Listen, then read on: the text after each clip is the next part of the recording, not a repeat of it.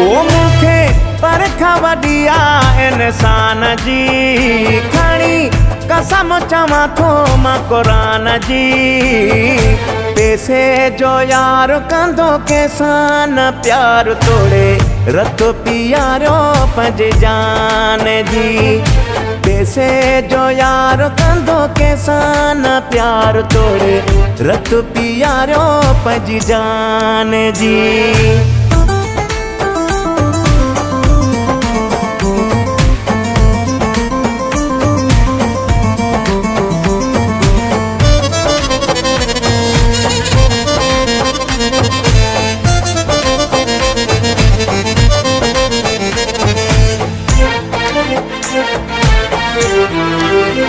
मूंखे थी वियो तजुर्बो, मूंखे बि आहे धको लॻल।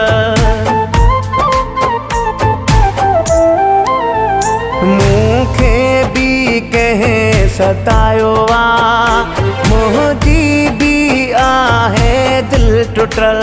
ओ मूंखे पवंदी ख़बर आहे बेईमान जी, खणी कसम चवां थो मां क़ुरान जी।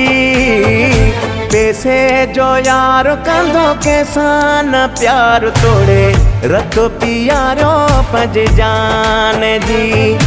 पैसे जो यार कंदो कंहिंसां न प्यार तोड़े, रत पीआरियो पंहिंजी जान जी।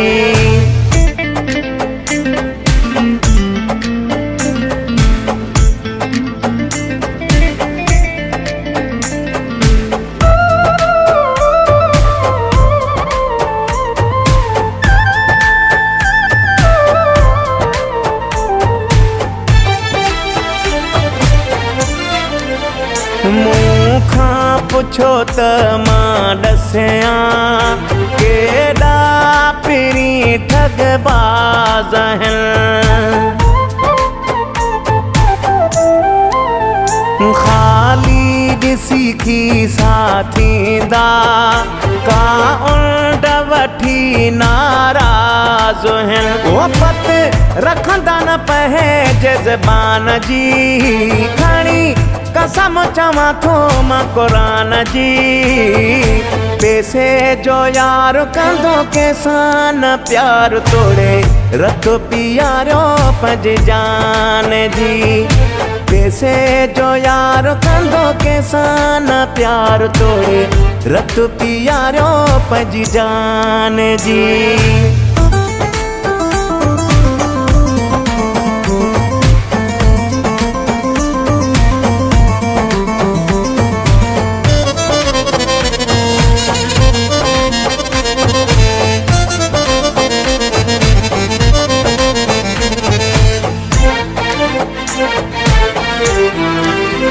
ग़रीब माण्हूअ जो क़दुरु नाहे, धोखा वॾा मूंखे मिलिया।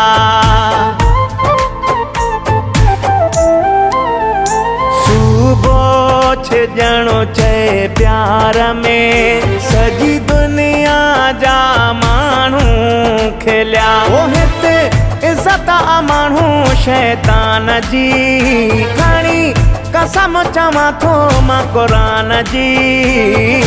पैसे जो यार कंदो कंहिंसां न प्यार तोड़े, रत पीआरियो पंहिंजी जान जी।